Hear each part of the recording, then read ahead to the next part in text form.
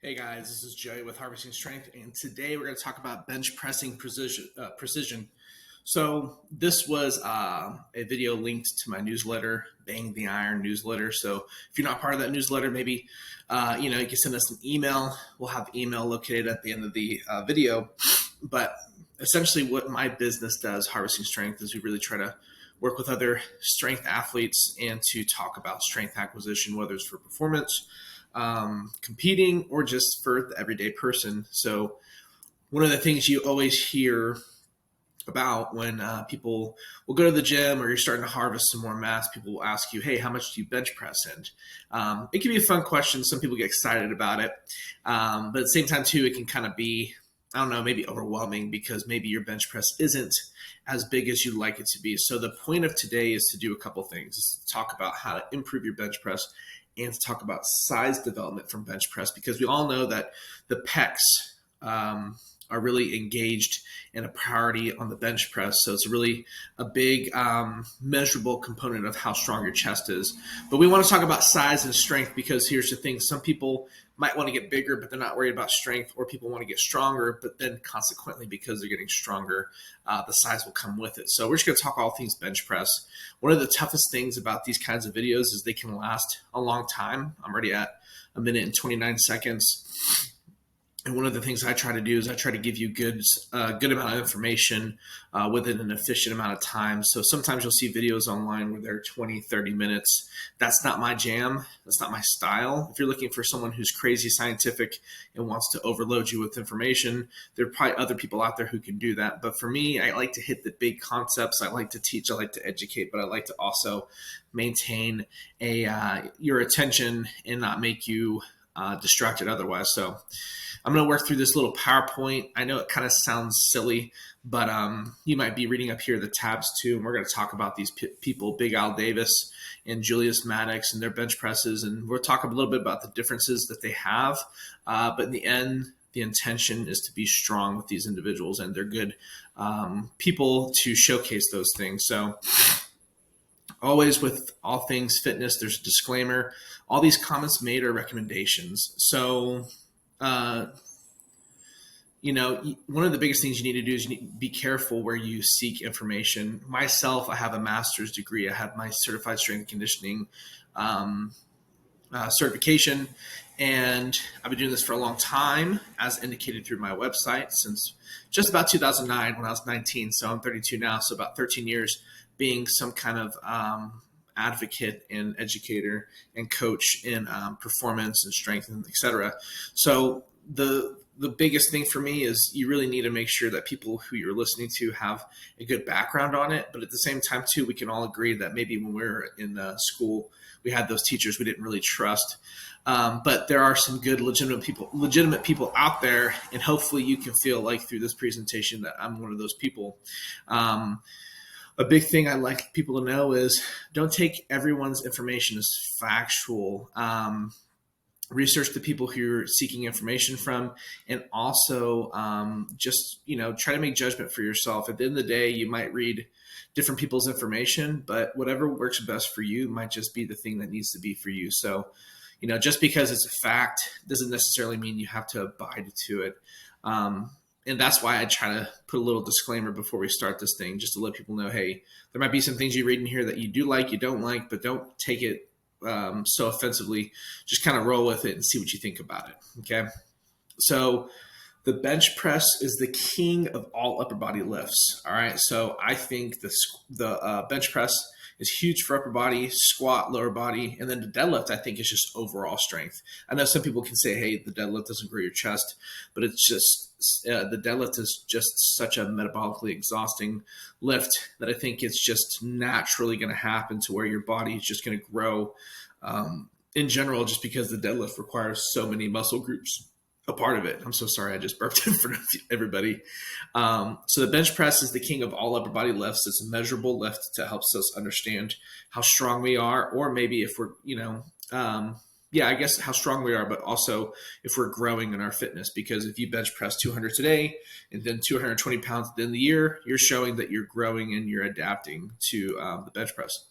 It is a commonly misunderstood lift. So I say that because when you look online, you'll see people who bench press with like a shoulder grip bench press and then a super wide bench press grip. I didn't want to showcase some of the people that I think don't have a good bench press because I didn't want them to feel like I was calling them out. And I think that's kind of rude. So just understand that I think it's a misunderstood lift because I think some people will bench super close, super wide, elbows in, elbows out. And I think there's a lot of things that we need to discuss in regards to those characteristics of the bench press to, debunk them and to make you safe. So the goals of the presentation, we will talk about the bench press in general, differentiating the bench press for size, strength, and power, how to conquer the bench press, and then exercises to grow your bench press. Man, this is exhausting, but we're getting there, right? I had a cooler cup than this, but it just happened to be the one I chose today. So when you bench press, there was someone who, and like I said, I'm not like a name dropper, but I do feel like sometimes when I see things, they inspire me. And I think this person really inspired almost the whole presentation itself. But it talked about how the scapula should not be retracted for a bench press. I think maybe for general fitness, it might not matter as much. And I kind of feel bad saying that, but I think when we talk about general health and fitness, people are just looking at the general movement itself. But when we're talking about performance and, all the little details that make things better, for example, like a sprinter, I work with a sprinter and he's an amazing sprinter, but I know that he wants little things fixed to manifest into big things, because if we're talking about the difference between 0.2 seconds, that's just a small thing. And that's kind of where it comes into the play of the bench press getting better performance based. We just need the small things to get better. So I think the power position needs to be employed by most people, which means you have an arch. So you can see, here's my mouse. Okay, hopefully the mouse shows for you guys. You can see my arch where my shoulders are pinned down, my hips are pinned down, but I'm establishing this curve with my lower body. It puts me in a powerful position because we're recruiting some of those lower fibers in the pecs.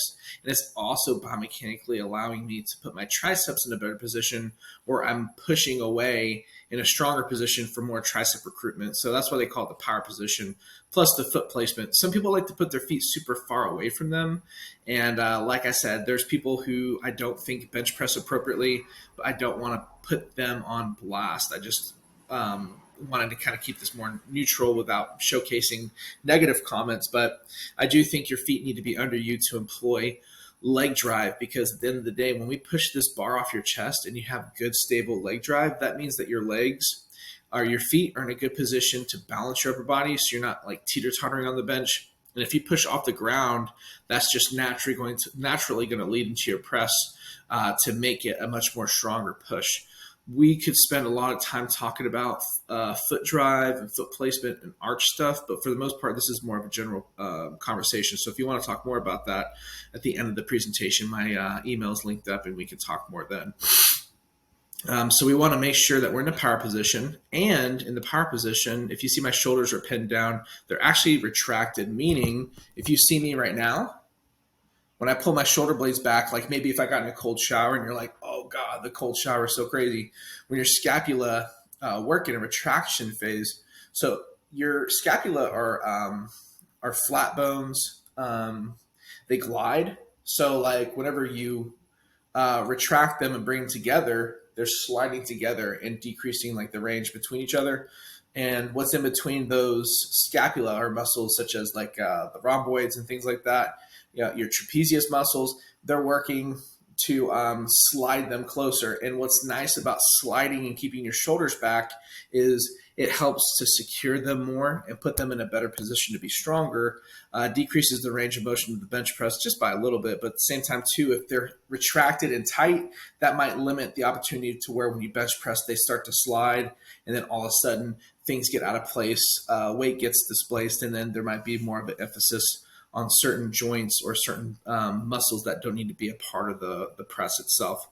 So just retracting the scapula just puts you in a safer position for biomechanic reasons, for muscle reasons, and for safety reasons.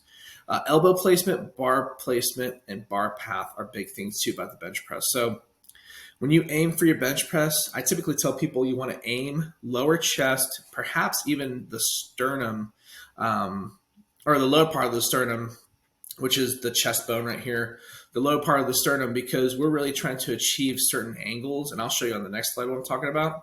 Elbows should be inward, because if you look at the history of the bench press, the strongest bench pressers have super strong triceps. And when you push off your chest immediately, that's tricep fatigue. So imagine this. If you can right now, pause the video, go down and do half push-ups just from your chest up.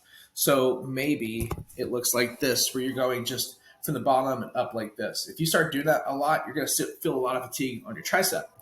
But if you put something in the way and you do half reps from the half position and lockout like this, you'll start to feel it more in your chest.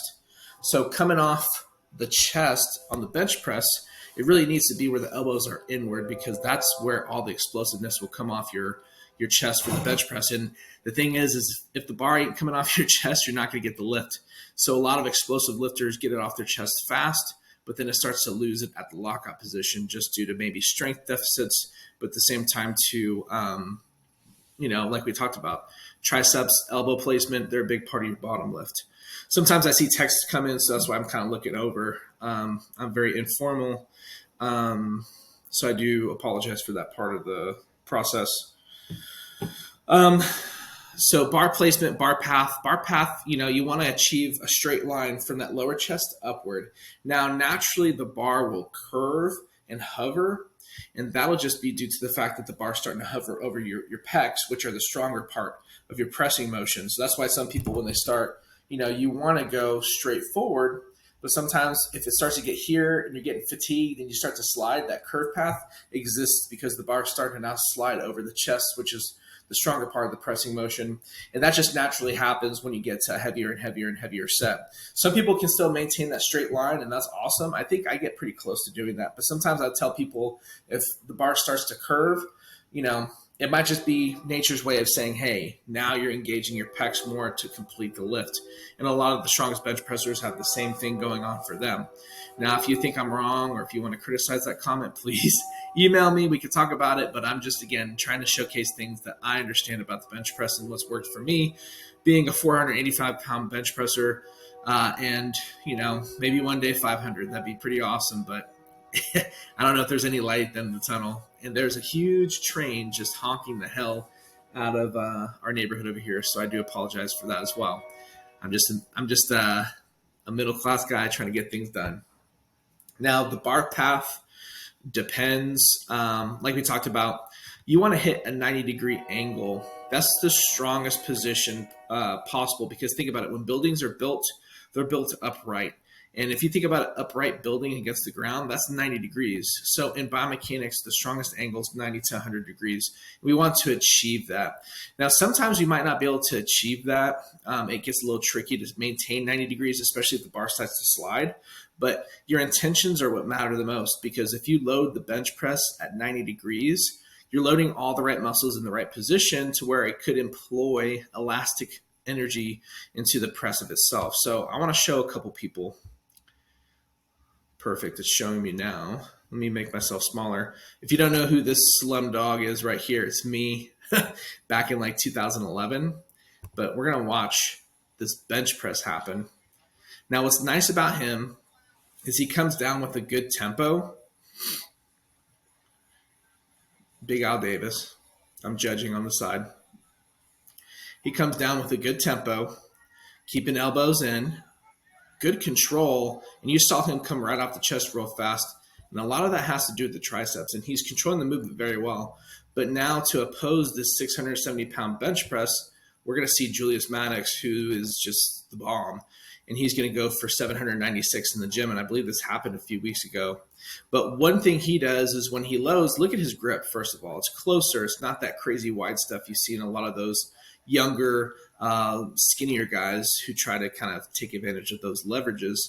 He's got this right here, and then it kind of just drops off almost. And the thing about it is, if we go back and watch his tempo, 800 pounds is really hard to control all the way down. So, if anybody tries to criticize him for that, shame on you.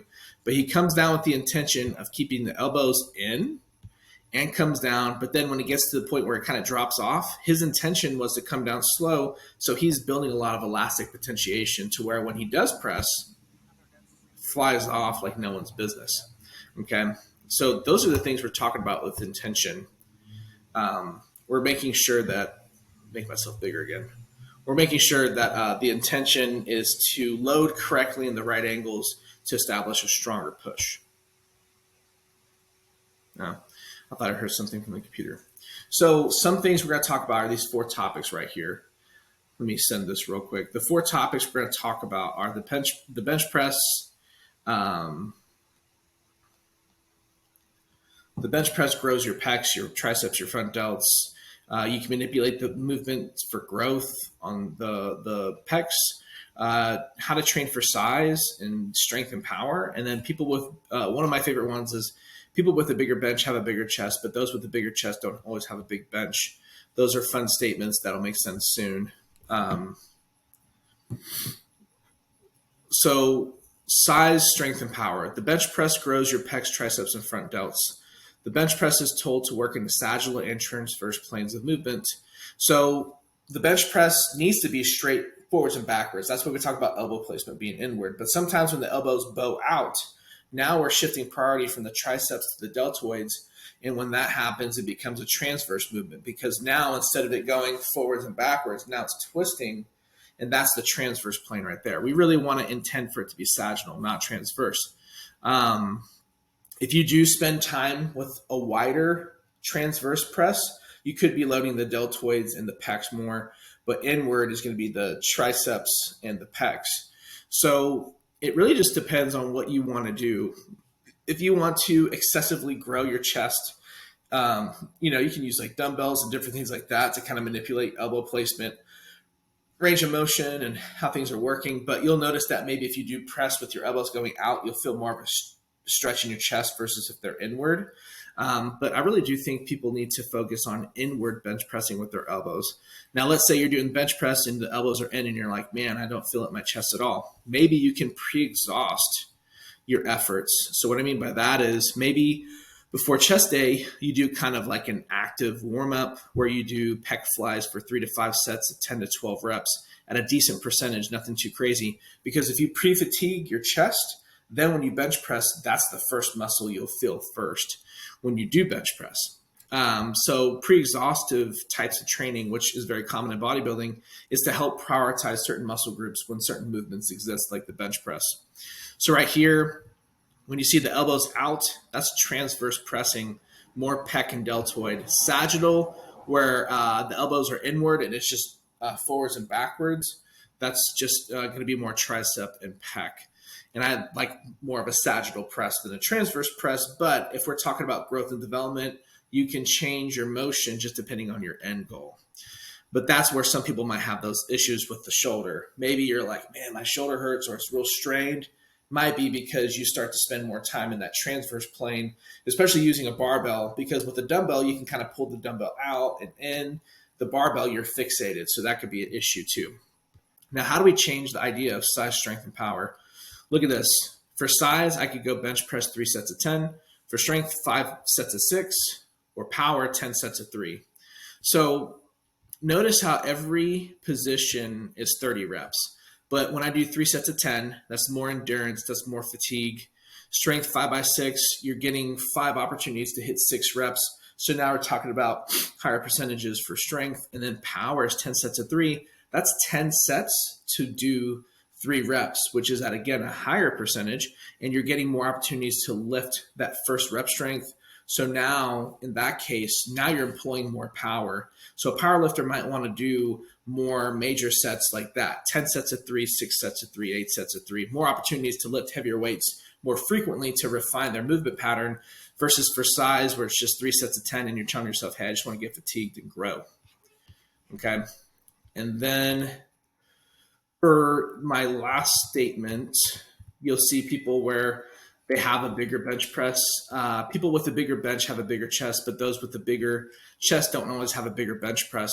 So I love wrestling. I love Hulk Hogan. The thing about this is if you train your bench press to be superior, you're going to obviously get bigger pecs. That just has to happen. That's just nature of itself. But people who do have a bigger chest might not necessarily be strong. And there's stories of some wrestlers where they just trained for size. They never really trained for strength. And there's one in particular who's still a part of wrestling to where he had a great physique, but he can only bench press 315 for one. And most people would think that's really good, but 315 is very common in the world of performance. So understand this. If you want a bigger chest, maybe train your bench press, make it superior, because then all other things about bench press, all other pressing motions you do will get stronger of itself too. So then just you adapt with that stimulus, bigger weights, bigger body. Okay. You probably want to be someone who can support your structure and who can be a dangerous person when you look at yourself versus just being a big guy who's useless and can't use all that strength for anything. How to conquer the bench? There's a few things that we'll go through real fast. Tempo benching, dead benching, bands and chains and dips. You want to make sure that you learn the proper mechanics, which we've talked about. Tempo pressing, we talked about with the two bench pressers, Big Al Davis and Julius Maddox, where they come down slower so that they can employ more power, more precision. Dead benching right here, pushing off the pins, that's just teaching you how to bench, especially at your weakest angle of motion. So you can change the dead bench to be 2 inches off your chest, 3 inches off your chest, whatever it needs to be, that weaker angle to support that and to push through that. Bands and chains, learn acceleration and how to fight through lockout. And dips, oh my gosh, I love dips so much. They're huge, okay? So we're gonna talk about dips in a second, but again, we're just reinforcing all these things that we talked about before, how to conquer the bench. And a couple things too, you need to control your benching. You might not need to bench too often. Some people bench 3 to 4 times a week, and I think that's just out of desperation. My bench stinks, I need to bench more. That's incorrect. You need more rest and you need better, proper mechanics. And then have a program and mentally prepare for each session. So what's nice is with having a coach is they'll tell you what to do. You'll read the program on Sunday, and then you know by Tuesday when you bench press what you're supposed to hit, and mentally you're rehearsing and getting ready for those movements. So again, things to grow your bench press is tempo pressing, dead benching, bands and chains, and dips. And a big tip for another way to have a stronger bench is to have a stronger back. The opposite of pressing is pulling. And if your pulling muscles are strong, you can support bigger loads. So when you do bench and you have to control the weight down, your back's activated, ready to go against that weight for you to get better. So I know I kind of cut it short at the end, but those are actually things that I've talked about in my book, Bench Press Bully. If you'd like to know more about Bench Press Bully or get a copy, or if you have any other questions, please email me at jlucero@harvestingstrength.com. Again, I thank you guys so much for your time and your effort. It's been really fun talking about the bench press. It's been 22 minutes. I kind of rushed at the end because I didn't want to overload anybody. But if you want more information, again, jlucero@harvestingstrength.com, or find me at harvestingstrength.com, and we can talk more about this presentation then. Thank you. God bless.